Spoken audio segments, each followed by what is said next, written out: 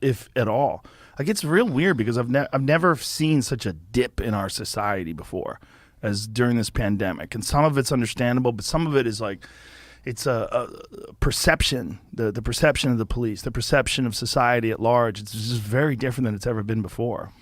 I think it has a lot to do with us adapting to the internet, and technology. It's fairly new, and everyone's getting their information from charismatic people who want to be on camera. Whereas the really smart, nuanced people, like those old school mob bosses who were, you get caught if you're flaunting yourself John Gotti style. But the people who were behind the scenes, like doctors, politicians, those are the people who were in it, doing it. And we used to have Walter Cronkites and Edward R. Murrows, and now we got guys just going up there on the internet with their phone and making these categorical charismatic statements, and people that are really they're simplified and just really generalized, and people are just following them. And now we've become two full countries that hate each other. It used to be you at a time of war or something, you came together a little bit to support whoever the guy is in office. Now it's there's people who wouldn't support Biden at all, no matter what. I mean, even if China was storming Malibu and set up their captain's quarters in Reese Witherspoon's beach home, we'd still be hating each other, and we're so disjointed and disunified. And I think it's because we're online. I think that's a big part of it. And I also think what you're saying about people being charismatic is very true, that these charismatic, influential people that are getting attention from posting outrageous things online, constantly posting things about either the left or the right, like how pathetic they are and how foolish they are and how arrogant they are, and just making these really polarized teams. And I don't subscribe to that. I know you don't subscribe to that kind of shit. It's dumb. It's there's great people on both sides. There's people that have a lot of opinions that I don't agree with at all, but then I agree with them on many things. And I like to just treat people like people and think of their ideas as individuals or individual ideas. I don't want a collective group of ideas that I have to subscribe to. Right. I mean, I think that's a real problem with people, whether you're on the left or the right. You could predict, if you can ask someone real specific questions, like how do you feel about gun control? How do you feel about the Second Amendment? Do you think it's important? Their answer can tell you how they feel about abortion, how they feel about immigration, how they feel about whether the election was valid. It's just go down the line with one question. Yeah. It's wild. Yeah, and it's sad. It's sad because you should, like you said, I mean, it's the Second Amendment is totally different from abortion, totally different from gay marriage. And it's sad that you can ask one question, you can predict, and with probably great deal of accuracy, what those people are going to say based on that one answer, because they've drawn their lines and they're towing this line now, and people are so far apart. And then you're right, when you speak to them in person and have a long conversation with them, you find out even though they may lean on this side or lean on that side, most people are pretty reasonable. They care about their family, they care about their money. And politics used to be about that. Hey, it's the money, stupid, or whatever that expression was. It's the economy, stupid. Because whether you were on the right or the left, at the end of the day, you're about yourself. Yeah, I think one big point about what you're saying about these influential people too is they benefit from strife. They benefit from conflict. And so instead of uniters like Martin Luther King Jr., you have the opposite. You have people that literally benefit from people being divided. They benefit from calling people out or yelling people down, or getting conflict going. That gets them more views. I mean, that's what's going on with Facebook. That's what the algorithms that people are complaining about that are literally accelerating our path towards some sort of civil war. Yeah. Did you see The Social Dilemma?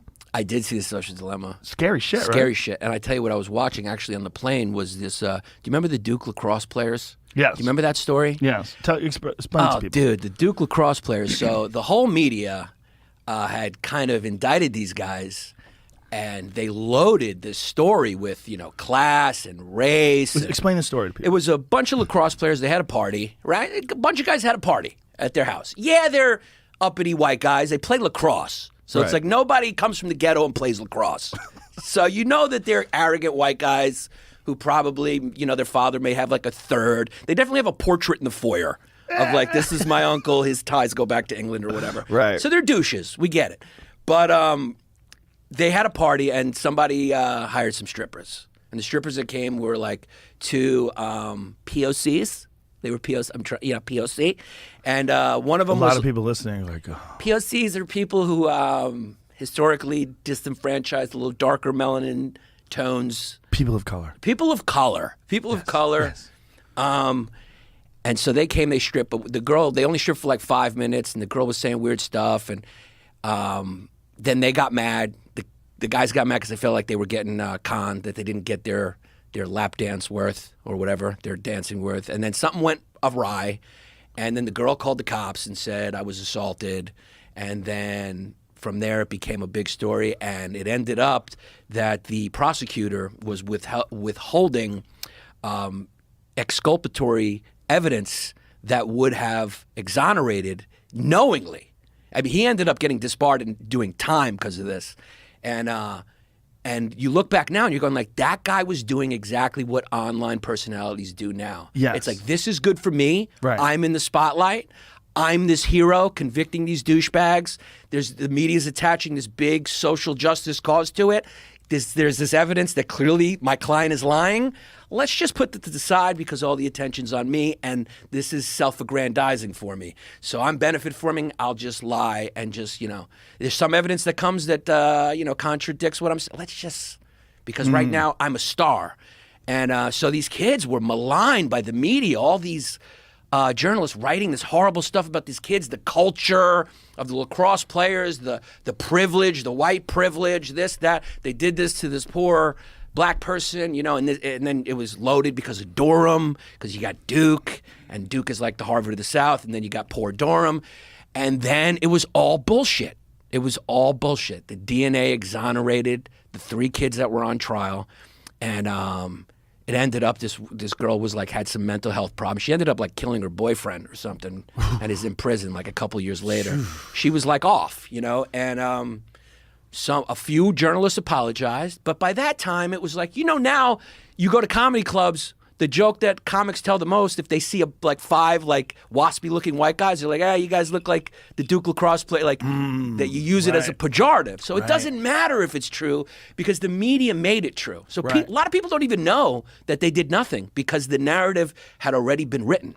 Right, that's the problem. That's the problem. The problem is once the narrative gets out there, if there's some sort of a correction in the newspaper a couple weeks later, it's always on like the 4th page in the lower right-hand corner. Sorry, we have the amendment to the story. Yeah. Turns out nobody raped anybody. Whoops. Yeah, sorry. We ruined your life forever. Yeah, but we sold a lot of papers with that. So that is a real issue.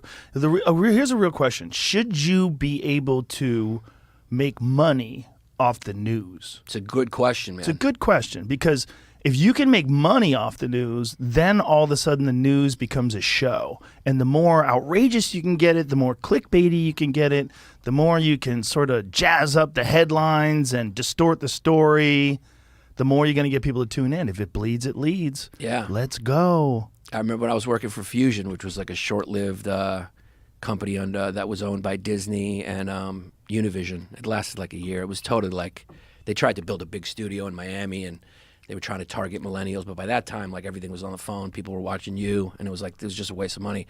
But I remember one of their slogans was like "Start a fight," and I was like, really? Yeah, because my two co-hosts were journalists, and it was run by journalists, and I was like the comedic guy that they had me in a corner and they opened it up and I came in and I was like, woo ha, to make people laugh. But but I was working with like a Peabody Award-winning journalist, Mariana Atencio and Pedro Andrade. He was from Brazil, and they were 2 serious journalists. And the executive producer sat us down. It's like, pick a fight. Always look to pick a fight. And I'm like, wow. That sucks. Yeah, that should be happening in MMA with the matchmakers, not your news. That's hard to hear. Yeah. Pick a fight. Pick a fight. Because it gets ratings. People love the drama. They love it. I mean, if you turned on a real reality TV show, it would just be like a couple guys sitting around, Yeah. picking their nose, changing channels. But then if you make a reality, you're like, they tell you, that's not reality. They have line producers going, okay, call him the N-word now. Like, I don't want to call him the N-word. Like, no, trust me. We'll figure out, and then... We'll bleep it out. No one will know what you said. Yeah, then they let you... Then they start with the N and lead with the R. And you're like, hey. I bet you Puck was a really good guy. I bet you they just edited it. You remember Puck from Real World? He was sticking his finger in peanut butter? That's right. He was bullying Pedro? No, he was a mess. But the problem with those guys is that you make them more of a mess by shining the camera on them. And then you make him famous. Didn't he lose his marbles after he got off that show? Because he was one of the most famous guys from the real world, other than Theo Von. Yeah. Or was he on Road Rules? No. Theo was on Road Rules, right? No, Theo was in one of the houses. He was in the real world? He was, No, yeah. no, well, yeah. He was on Road Rules, and then he was in the Challenge, which sort of is like the living experience at the house. But, so it's two different. Both. He was on multiple shows for Theo Von. Yeah. He's the only dude probably to make it out of there. 100%. And be legit. Be legit. Yeah. I mean, he's a fucking legit comic. He's a funny dude. He's funny. Yeah. He's fucking funny. That dude kills me. And he's funny solo, which is not easy to do. Oh, dude, he's funny, period. Yeah. He's a funny fucking comic and so original. Like, who's more unique than Theo Von? Like, his style. It's like comedy jazz. Yeah. Yeah. It's like you're almost listening for the funny and the rhythm of it. And it's got like an element of gonzo to it, too. Sort of like Joey Diaz. Like, he's lying about some of these things, but you don't care. You know what I mean? It's like it's part of the fun. Like a great Joey Diaz story. Who knows what percentage of it is exaggeration or absolute falsehoods? Right. But you don't care. Right. You're there for the ride. Right. And that's with Theo. Right. My uncle got bit by a gay guy. Yeah. So we'll see. Yeah. Yeah. When he says that, you're like, what the fuck? We'll see. He's so funny, man. Lying belongs with entertainers. Yes. But unfortunately now, like you said, these journalists have become entertainers. They got their own brand. They got their own Twitter feed. They have their own gram. Well, it makes them famous and it makes them wealthy. Well, I think there's a shining light to that. There's like there's a way out of this, and I think it's Substack. A lot of these like legitimate journalists, they're no longer with these papers that are interested in doing that, and they're gravitating towards Substack, and they have people pay for actual journalism. Yeah. And so there's a new wave of legit journalists on Substack that are just people subscribe to it, and they can choose to subscribe or not subscribe. You pay or you don't pay. It's like it's your choice.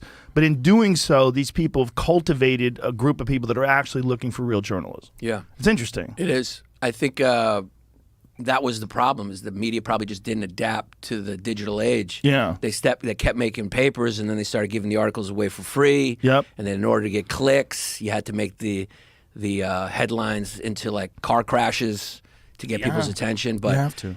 Like from doing comedy, it's the same thing when you do comedy. When you're doing like an open mic or a free show, the audience doesn't respect it. It's They true. come in, you do those college shows, they yawn, they come in flip-flops, they suck their teeth at you. They don't care. They didn't pay. You're not invested. You're not invested in it, and you're attracting an audience that is apathetic. They're not there for the show. But if you pay for the journalism, you could take that money away. If it's not good, you go, take it away.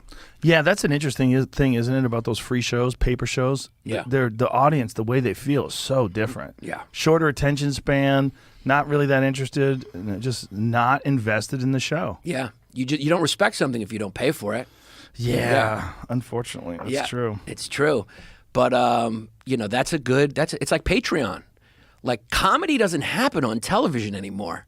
That's not comedy. Isn't that wild? Yeah, it's wild. But comedy is happening on podcasts, on the internet, and Patreon is like the purest. It's probably the purest system, the subscriber model that comedians and entertainers have ever had. It's this same model that Netflix has, same model that HBO has, and it proves that model probably is better than the other models, because HBO for a while has been making more money than all the networks combined because of their dumb pilot system, where they'd make those pilots and spend all that money and then jettison those shows that didn't work. Whereas HBO, it's like, hey, we make the shows that we want to make, you pay the money, and, if you don't like it, you leave. If you like it, and that's why they were free to be uncensored and push the envelope. And now that's happening online with Patreon. Patreon.com/YanniLongdays.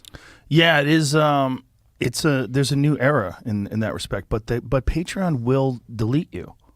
That's the problem. They can decide that you're problematic, and they've Right. done that with people before, right? Right. They've done that with people, where it was very arguable whether or not what they did was bad or not.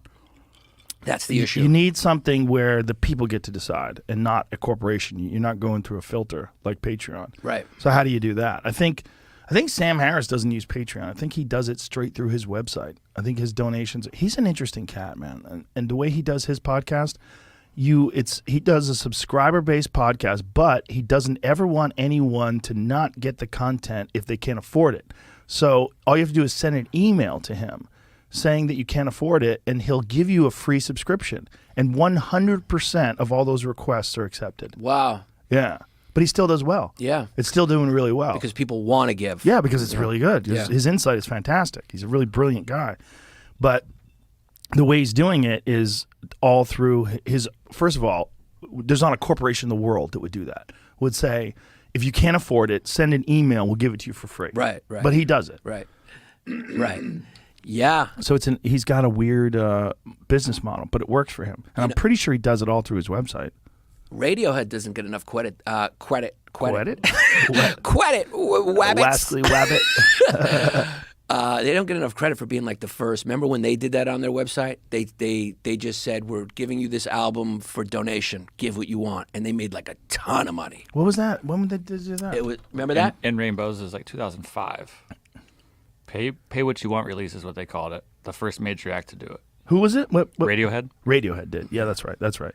And they made a ton. And like at that point, that was like the coup de grace. I thought you were saying Radio did that. I was like, what? Yeah. Radio? Like Radiohead. That's right. Radio did that. Yeah. And well, Louis C.K. did that too, didn't he? He did it. Didn't he do something very similar like that when he released his comedy special? He did. Well, he did it for $5 on his website. But Radiohead was like the first major act of any genre, any art form to do it. And it wasn't just a set price. It was like pay what you want. And people ended up, because they love Radiohead so much, they end up giving a lot of money, much like the Sam Harris model. You were just saying like, hey, if you can't afford it, we'll give it to you. But people want to pay. I think Adam Curry has a similar situation, right? He allows you could pay whatever you want, isn't it? I think Adam's is free. Is it free, or is it you could pay whatever you want? I think you could pay whatever you want. And some people pay $1, and some people pay you a lot of money. Yeah. They just say, this is a great show. I want to support it. Yeah. It's there's some purity to that, Big time. There really is. It's a nice business model where you have like a real, like Adam in particular has a real relationship with his fans. Mm-hmm. It's like it works out. Yeah. Like everybody agrees, and he does not waver, and he does not censor himself. He's always telling you fucking the straight dope, no matter what or how uncomfortable or how weird the conversation is. Yeah. Yeah, and that model's pure, straight to the fans. No middleman, no corporate, ethics office or whatever. And people crave that. People want that, and that's why the success of that model is the success that it is, because people want it. Yeah, and well, they realize the opposite is dangerous. When you have corporate censored information and you're not getting the full unbiased story, you're getting a filtered down story that has been decided upon by a bunch of executives. They would say, well, we're going to leave much like we were talking about with the prosecuting attorney. It was going to leave out some information that would make us look bad or make the story look bad, and let's steer it in a certain direction. Right. We're not going to lie, but we're going to eliminate some stuff that would throw into question whether or not our story is accurate. Right. And people see through it now. Yeah. A lot of the reason is podcasts like yours, where you're like, hey, I'll let a guy talk for 4 hours. You could tune in when you want, tune in for as long as you want. It's on you. But I'm going to let him talk. And I'm not beholden to, some peacock logo or, you're beholden to probably a few vitamins and a few weights. But they never give Which me advice. Which are good for you. They are good for you.